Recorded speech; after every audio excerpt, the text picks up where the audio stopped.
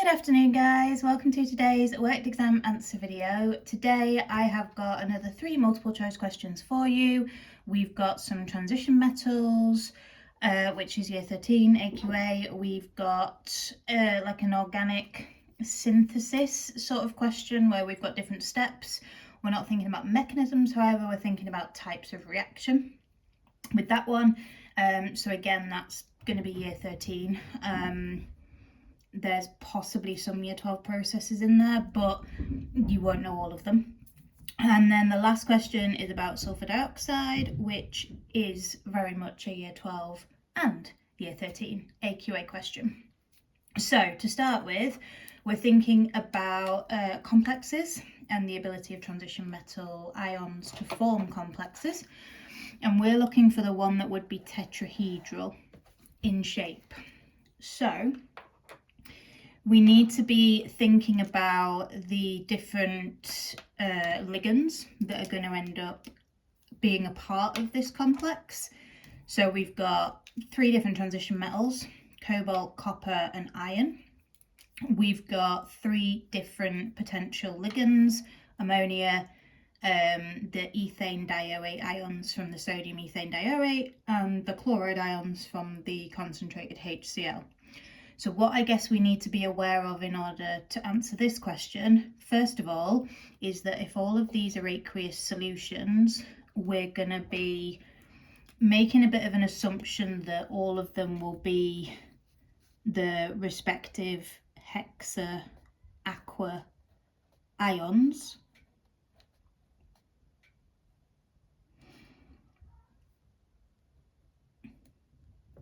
Which will then react with the ammonia or the ethane diorate ions or the Cl- ions. So that's kind of the first thing that we need to be, I guess, aware of. And then once we've got to this point, it's a case of recognizing, okay, if we have cobalt, CO, and we added ammonias, what, I guess, coordination number would that lead to, and therefore what shape would that lead to? And when we have cobalt with ammonia, that's going to end up being something like this, where we've got 6 of the ammonias acting as ligands. The overall charge on the complex is the same as the oxidation state of the cobalt because the ammonia ligands are neutral, and we can get 6 of those around our transition metal, so that's not going to be tetrahedral. That one would be octahedral, so not that one. The second one with copper and concentrated ammonia, this is the one that does something a little bit different excuse me, in terms of you won't get 6 ammonia around your copper. And I guess it doesn't really matter for the purposes of this question, but you do need to be aware that with copper you will get partial or incomplete ligand substitution, where you'll have 4 ammonias and 2 waters, like so. It doesn't matter for the purpose of this question, like I say, because we're still going to have 6 coordinate bonds in total, 4 from the ammonias, 2 from the waters, which again is going to give us a 6 coordination number and thus an octahedral shape, thus the wrong answer. For C, we need to be aware of, I guess, what an ethane dioate ion is. So ethane, 2 carbons, trying to think about where to draw this, over here. And then dioate. So the O8 is signifying like an ester, the di obviously meaning we've got 2 of them. And then you would have an Na plus attracted to this O minus and a second Na plus attracted to this O minus. So this is a bidentate ligand because you can have 2 different atoms within this ligand, each forming a coordinate bond. So we're therefore only going to need 3 of them, but if we have 3 of them forming 2 coordinate bonds each, again, we're going to end up with a 6 coordination complex.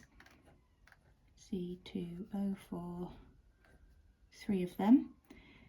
And copper oxidation state +2, -2, -4, -6, -6, plus 2 is minus 4. But again, that's going to be 6 coordination, octahedral shape, not that one. So by process of elimination, we've worked out it's going to be the bottom one. And I guess what we need to recognise when we've got our Cl- ions is they are larger than the ammonias and the waters. They are also charged, and we're never going to have a complex where you've got, for example, CO, Cl6. Not going to happen. Instead, with your chloride ions, we need to remember and recognise that there will only ever be 4 Cls, 4 chloride ion ligands around whatever our transition metal ion is. And because that's then going to give us a charged complex overall, here we've got iron 3. So 3 plus 4 minus gives us an overall charge of minus. That's also a clue that it's going to be tetrahedral. I guess the other 4 coordination shape is square planar, and I've had students previously kind of ask, well, how am I meant to know if it's square planar or tetrahedral? 2 things. For tetrahedral, is it charged overall? Have you got Cl- ions as your ligands? Tetrahedral. For square planar, again, kind of 2 things. Mainly contain platinum. Platinum complexes will be square planar, but also if there's no overall charge on the complex, then it's likely to be square planar as well. So cisplatin and transplatin are the best examples of that. But yeah, I guess you wouldn't have to work it out as I've done there and write all of that. What I would hope you'd be able to do is kind of, first of all, recognise we're going to have the hexa AQA ions, then kind of look at the different options and go, yeah, that's going to be octahedral, so's that. Not with the Cl- ions. We're going to only have 4 of those, and then you'd be able to pick D. Okay? Organic. Nice little synthesis going on here. Which type of reaction is not involved? And there is a difference between type of reaction and mechanism. The mechanism is the route by which the reaction takes place. So with some of the ones on here, there will also be a name of a mechanism as well. So for example, nitration occurs via electrophilic substitution, but you can also have acylation occurring via electrophilic substitution. The mechanism is the same, the reaction is different because the electrophiles are different. Likewise with reduction, that could be referring to the reduction that happens during nucleophilic addition. So that would be the mechanism for the process of reduction. So that's the difference, and make sure in the questions you're reading, is it wanting the name of a mechanism or is it wanting the name of the reaction? That's the first thing. So let's go through each step in turn. So step number 1, we've got the NO2 appearing on the ring that wasn't there before. So that we need to be aware that the NO2 is going to then make that be like a nitrobenzene based compound, that is formed during electrophilic substitution, which was the example I just gave, where the hydrogen in that position on the benzene ring is being swapped for an NO2. That is nitration. So that is step 1, therefore that is present, so not that one. Second step. Here, what's changed, we've gone from a C double bond O, CH3, so like a ketone, to a CHOH, CH3. So we have changed a carbonyl group into an alcohol, or a ketone to a secondary alcohol. That would occur via nucleophilic addition. And its reduction because the carbon has gained a hydrogen and the oxygen has also gained a hydrogen. So that is step 2. So that is not the right answer because that one is involved. So we're going to obviously be left between esterification and hydrolysis.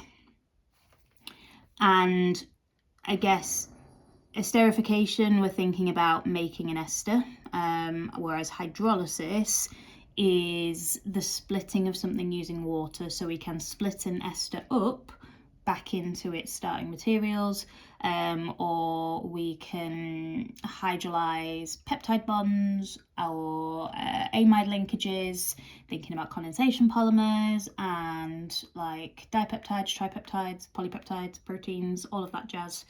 Here we're going from an alcohol to this, and I know this potentially doesn't look very nice, but it's recognizing that we've got two O's now here. So one's going to be a C double bond O, the other's going to be a C to single bond O, which is our ester group. So we have therefore done esterification in step 3. There's no mechanism for that, but they may ask you for the catalyst, which would be concentrated sulfuric acid. You might have to write an equation for esterification, be able to draw structures of esters, but yeah, no mechanism there, and that therefore means it has to be hydrolysis that is not involved. And I guess if we had gone that away, that would have then been hydrolysis, so going from the ester back to the alcohol, but that's the process that's not involved there. And then finally, for today's video, which statement is not correct about sulfur dioxide? So again, not correct. First one, it can be removed from car exhaust gases by a catalytic converter. Immediately, no. We tend to think about removing sulfur dioxide from flue gases, not from car exhausts. We don't get sulfur dioxide made in the internal combustion engines. So I'm immediately thinking that A is the one that is the correct answer here, but let's check the others. So B, it can be removed from power station flue gases by reaction with calcium oxide. Yes, it can. So because calcium oxide is a base and sulfur dioxide is acidic, we get a neutralization reaction going on, which then stops the sulfur dioxide from going into the atmosphere, which is a good thing because, and I know I'm now doing these out of order, but for D, sulfur dioxide, we don't want it in the atmosphere because it causes acid rain. The other gas that causes acid rain is your nitrogen oxides, which come from our car exhausts. I'll come back to that in a second. Can sulfur dioxide also cause respiratory problems? Yes, it can.